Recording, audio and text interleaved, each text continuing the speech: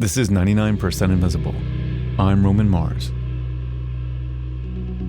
In the Arctic Ocean, there's a cluster of islands called Svalbard. The islands are technically part of Norway, but they're much farther north than the mainland, like way, way up toward the North Pole. The landscape is icy and mountainous, and on one of the icy mountains of Svalbard is a very curious thing: a vault. The entrance to the vault itself is small but striking. It's like a man-made obelisk sticking out of a glacier on top of a mountain. Yes, the vault itself is inside a mountain. That's Ben Brock Johnson from the podcast Endless Thread, a show in which Ben and his co-host Amory Sievertson tell stories that they find on Reddit. This week, we're featuring one of those stories, so I'm going to hand this one off to Ben and Amory. This story has actually been posted a few times by different Redditors, but it's about people who aren't necessarily Redditors. Haga, Marie Haga. Do you think Marie Haga is a Redditor, Ben?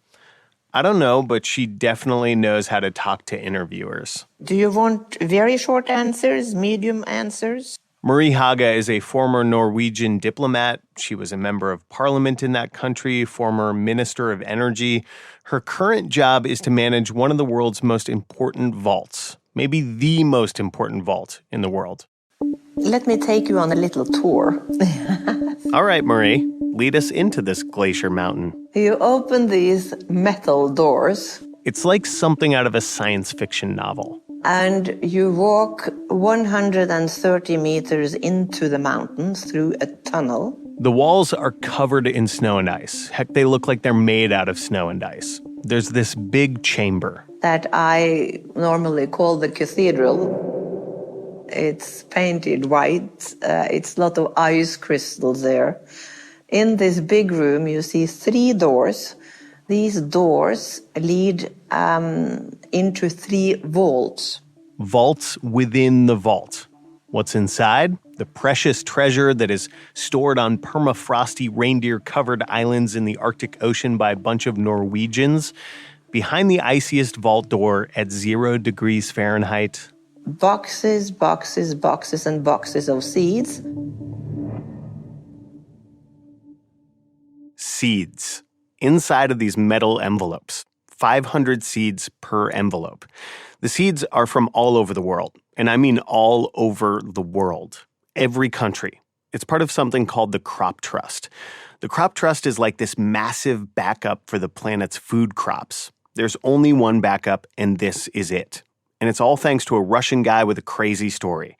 Don't worry, that's coming. But right now, how about a list of seeds in the backup from Marie Haga, whose official title is Director of the Crop Trust. So we are concerned to safeguard the 3,000 varieties of coconuts or the 4,500 varieties of potatoes, the 35,000 varieties of corn, the 125,000 varieties of wheat, or the 200,000 varieties of rice, just to mention some examples. There seems to be kind of a Noah's Ark aspect to this. That is actually a good description. It is kind of a Noah's Ark of seeds.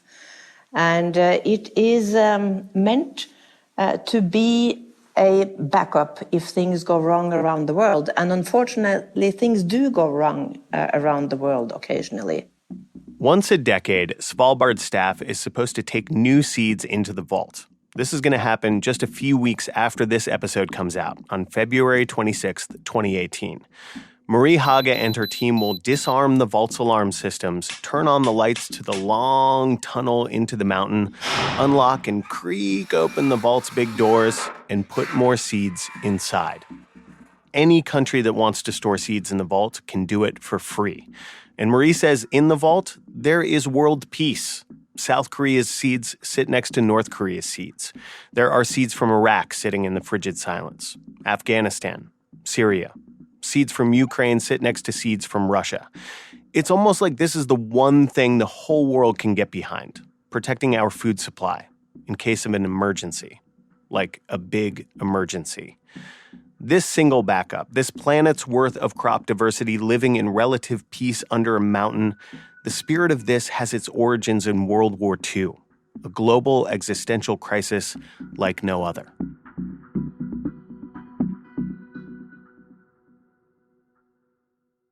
Svalbard's story starts actually not too far away, in Russia. The guy you could call Svalbard Seed Vault's grandfather was a man named Nikolai Vavilov. I don't know what the crop trust, my organization, would have been without Vavilov. He really explained to the world back in the early 1900s how we globally are fully interdependent when it comes to crops. The crazy part of Vavilov's story, though, is that this man, a giant in the world of crop genetics, was thrown in a Russian gulag for his scientific principles. And a bunch of his devoted coworkers had to fend off rats and starvation to protect his life's work. The richest seed supply the world had ever seen, hidden away, underground, in its own vault, in what is now the city of St. Petersburg. Back then, though, it had a different name, Leningrad. And Leningrad was under siege.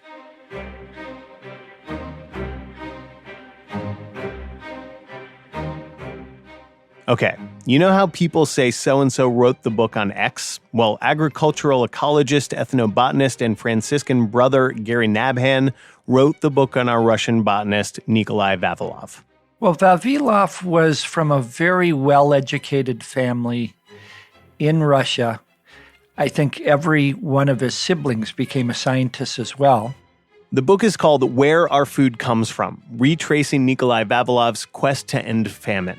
In The Circle of Life, Gary's book shows that this Russian botanist and geneticist story really begins in famine just like it ends. He grew up in a period where Russia and Eastern Europe had suffered one famine after another due to inclement weather causing crop failures. These famines that he grew up with, how serious were they? They were of epic proportions. From the 1860s on, there were 6 major famines that killed over 500,000 people in Eastern Europe and Russia. And so he grew up in this milieu. Tolstoy was writing about the effects. Vavilov's upbringing around these horrendous crop failures and famines leads him to learn a ton about plants and botany.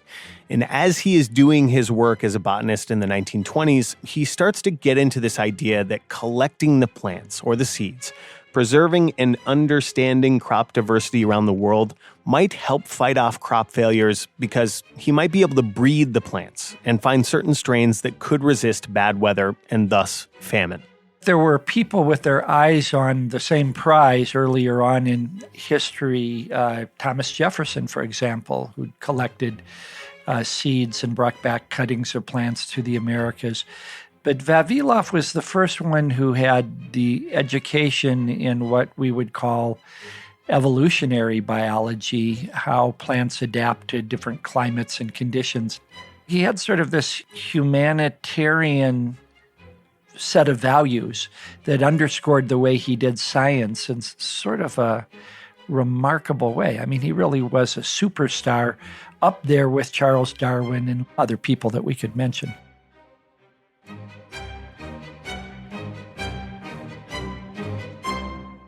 So we've been talking about Nikolai Vavilov, who by many measures is one of the world's seminal plant geneticists, but also a scientist who has a very pointed reason for his work. He doesn't want any Russian, really any human, to die again because of famine.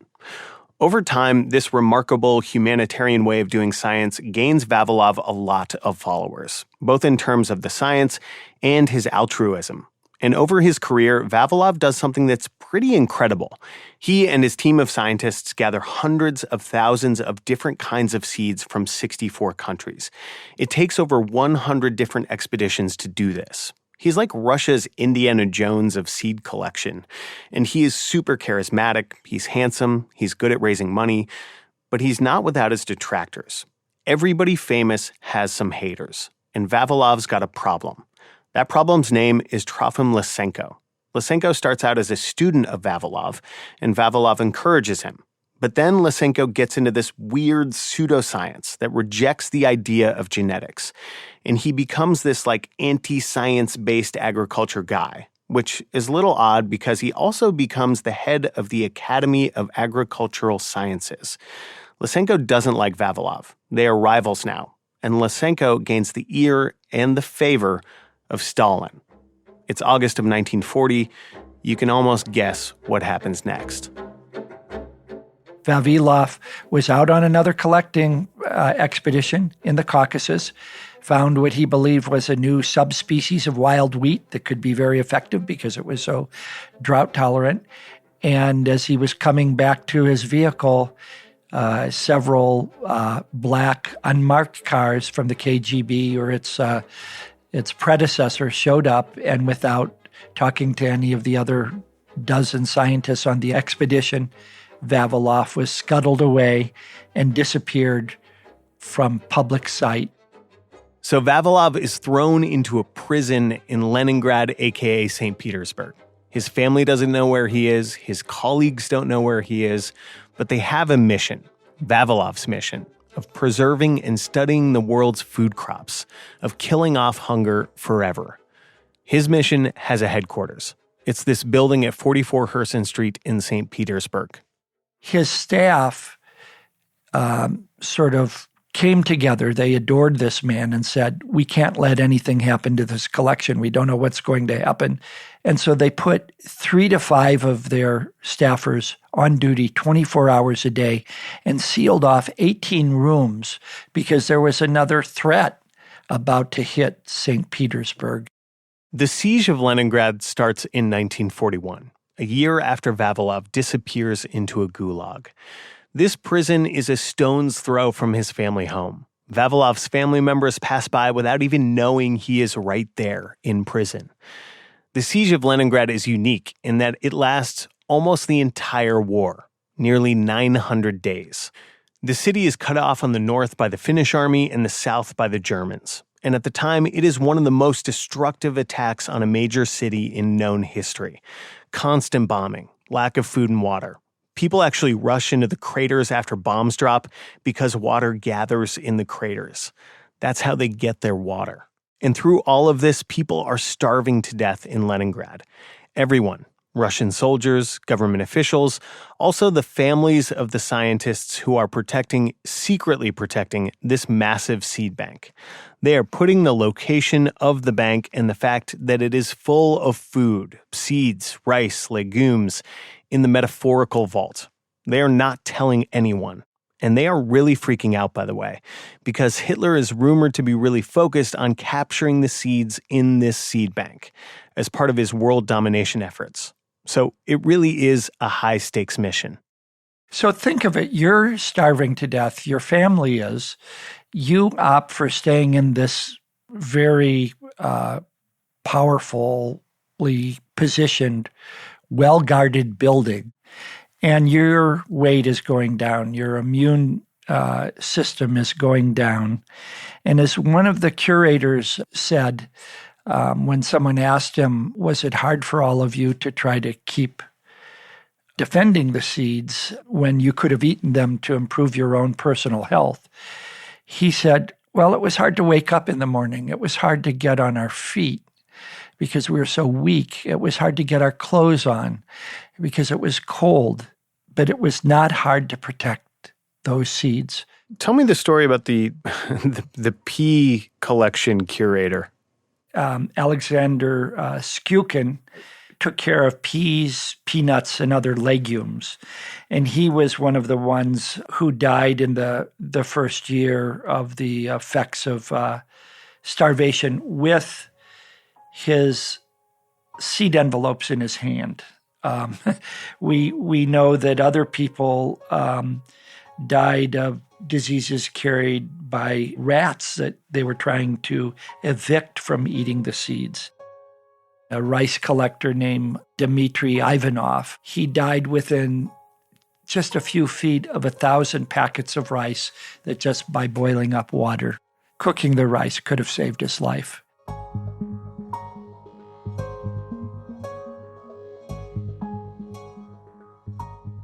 Overall, 12 scientists died protecting Vavilov's life's work during the siege of Leningrad, most of starvation.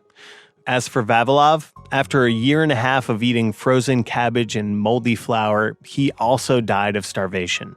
He never made it out of the gulag. But the seeds survived, and so did the mission. The Svalbard Seed Vault in Norway is a direct descendant of Vavilov's work. And that building in St. Petersburg is now the Vavilov Institute of Plant Industry. You visited the Seed Vault in St. Petersburg a few years back. What was that like for you? In my years of doing science, I've only wept twice. And once was in Hawaii when I saw 15 different endangered species, the last individual of many of those species, all sitting on one table in a nursery, and there were none of those species left in the wild.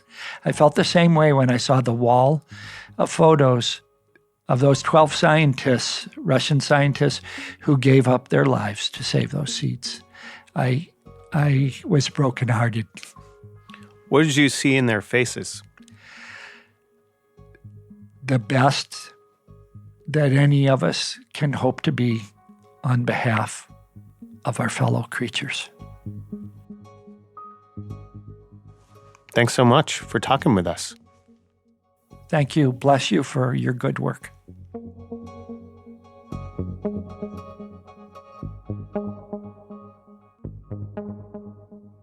So, Amory, let's go back to Marie Haga for a minute, whose team of scientists recently opened the Svalbard Seed Vault on that frozen island in the Arctic Ocean. Yeah, so here's a question, Ben. If these countries store the seeds there for free, who's paying that Svalbard electric bill? Like who pays for the Seed Vault to exist? Great question. I asked Marie this. Our organization is first and foremost funded by governments.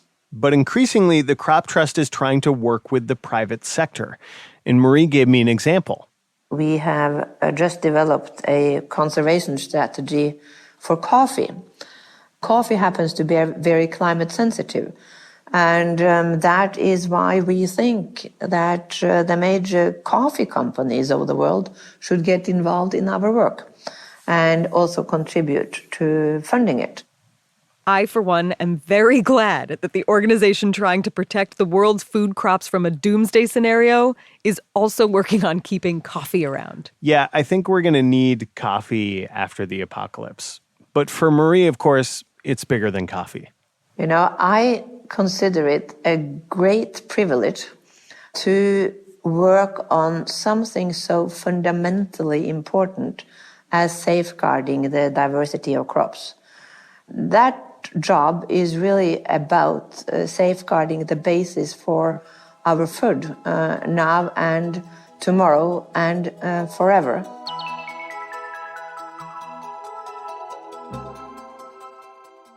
There are other seed banks in the world, and our very own Emmett Fitzgerald is going to tell us about one of them after this. Okay, so we're back with 99PI producer Emmett Fitzgerald, and he's with us because he was actually looking into doing a story on Vavilov for our show a while back, and it didn't pan out for a bunch of boring reasons. So when I heard the Endless Thread version, I was like, well, let's just play that one because we love the story. But you had actually done some interviews on the subject already. Yeah, and as I was researching it, I found out about this other seed bank. This one is based in Syria, and it's run by an organization called ICARDA, and that stands for the International Center for Agricultural Research in Dry Areas. And I actually spoke with the former director of ICARDA, Mahmoud Salah. My name is Mahmoud Salah. I'm the former Director General of the International Center for Agricultural Research in Dry Areas. And just like Nikolai Vavilov, when Mahmoud was a young plant scientist, he set off on his own seed collecting journey. And where did he go? So he went through all these Central Asian countries, places like Jordan, Lebanon, Iraq, Turkey. I collected in Afghanistan in August 1974. And at that time, Afghanistan was a peaceful country. It was a beautiful country. And I never forget the mountains of pistachio trees in Afghanistan. Mahmoud drove all over Afghanistan in this little Jeep looking for, wild lentils and chickpeas and pistachios like you heard him talking about. And he wasn't just inspired by Nikolai Vavilov, he was literally following in Vavilov's footsteps, or at least he was trying to. At that time, I had the map of Vavilov. Where did he go? So I was trying to follow the routes. But rural Afghanistan is extremely mountainous. Too mountainous for the Jeep, it turned out. We could not go to certain areas without going on a back of a horse or a donkey, because those areas are so narrow and so steep. But to be honest with you, even in 74, we could not follow what Vavilov did in the earlier years. And that's why you really admire this man. He was certainly a remarkable person. So what happened to all the seeds that Mahmoud collected? So those seeds were the beginning of the Icarda collection. And Icarda basically works with farmers in dry parts of the world. And one of the ways that they help them is by conserving and also breeding drought-tolerant varieties of different crops. And in order to do this, they've collected a huge variety of seeds from farmers all over the Middle East and North Africa. They've got one of the world's largest collections of drought-tolerant seeds, including thousands of varieties of barley and lentil and fava beans. And for years, this collection was stored in a facility in Aleppo, Syria. Which I can see the problem. Right. And when violence broke out in that country in 2011, the plant scientists from Icarda started to get worried about their seeds. And so they sent some of the collection to other seed banks around the world. They were creating duplicates of the collection, in order to safeguard all that material. And then eventually they were forced to leave Aleppo. But we got the seeds out before the staff fully had to abandon the research station. This is Kerry Fowler, and he's actually the founder of the Svalbard Global Seed Vault, which we heard about in the Endless Thread piece. And Fowler ended up calling up Mahmoud and inviting him to store some of Icarda's seeds up in the Norwegian Arctic. We got them up to Svalbard.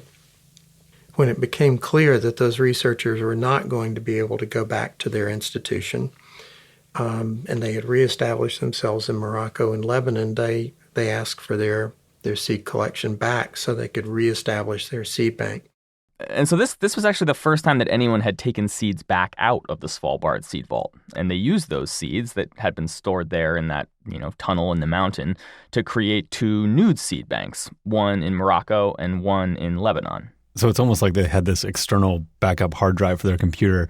Even if something happens to the physical computer, you've still got all the data, in this case, all the seeds with all their genetic material backed up somewhere else to start a new seed bank somewhere else. Yeah, that's exactly right. That's an analogy that a lot of people use. And, there are seeds in Icarda's collection that you can't find anywhere else. So the consequences of not having that backup could be catastrophic. In the past, this kind of event would likely have led to extinction. And in this case, I think it's pretty clear that would be the extinction of something terribly valuable to world agriculture, because you can imagine that drought and heat-tolerant varieties of wheat and barley, lentils, chickpea, and such are going to be in high demand, and that's the place you go to get them. It's really fascinating to hear a story of the seed bank not just being this potential to save us, but really it was used as it was meant to be, to take in seeds and then, send them out into the world to stop what could be a potential extinction of a whole species. It's kind of stunning to watch it in action. It's interesting because people refer to it often as the doomsday vault, and there's this kind of expectation that it's just waiting around for the apocalypse, so that we could then use these seeds to regrow, restart our civilization or something. But Fowler actually sees it as having a much more active role as this kind of like, this sort of backup hard drive for other seed banks around the world, so that if you run into trouble, you can store your seeds there and then take them out when you need them again. It seems like they're truly inspired by Vavilov's work. Yeah. I mean, and Vavilov obviously, like at the turn of the early 20th century, was super concerned about food security for Russia, and the idea was like, we've got to have our genetic diversity protected, right. And then obviously people were willing to die for that, with the idea that Russia needed these seeds on the other side of the war. And I think the challenges are different obviously today and more global potentially, but when you think about the importance for all of us of kind of protecting our genetic diversity, that it's inspiring. And a lot of these people continue to be inspired by Vavilov. Everyone I spoke with was thought, referred back to him very fondly. I mean, so much so that they literally followed in his footsteps. Right. Which doesn't seem all that practical. Right. I mean, and his the work that he did on kind of centers of diversity around the world and how he thought about seeds were very much like ahead of their time, and people still refer back to him, and his ideas have relevance today. 99% Invisible was produced this week by Ben Brock Johnson and Amory Sievertson. Mix and sound design by John Perotti and Paul Vakas. And music by Squelcher. This story originally aired on Endless Thread, which is a production of WBUR, Boston's NPR station, in partnership with Reddit. Iris Adler is the executive producer of Endless Thread. Michael Pope is the advisor at Reddit. From our team, senior producer Katie Mingle, senior editor Delaney Hall, and producer Emmett Fitzgerald helped bring this one home. The rest of the team is Avery Trufelman, Joe Rosenberg, Vivian Lee, Taryn Mazza, Sharif Yusuf, Sean Rial, digital director Kurt Kolstead, and me, Roman Mars. There are 11 of us now. We are a project of 91.7 KALW in San Francisco and produced on Radio Row in beautiful downtown Oakland, California. 99% Invisible is a member of Radiotopia from PRX, a fiercely independent collective of the most innovative shows in all of podcasting. You can find us all at radiotopia.fm. You can find the show and join discussions about the show on Facebook. You can tweet at me at Roman Mars and the show at 99pi.org. We're on Instagram, Tumblr, and Reddit too. But if you want a link and want to learn more about Endless Thread, the show we featured this week, which is very good, and I hope you enjoyed it, and I hope you subscribe to it, go to 99pi.org.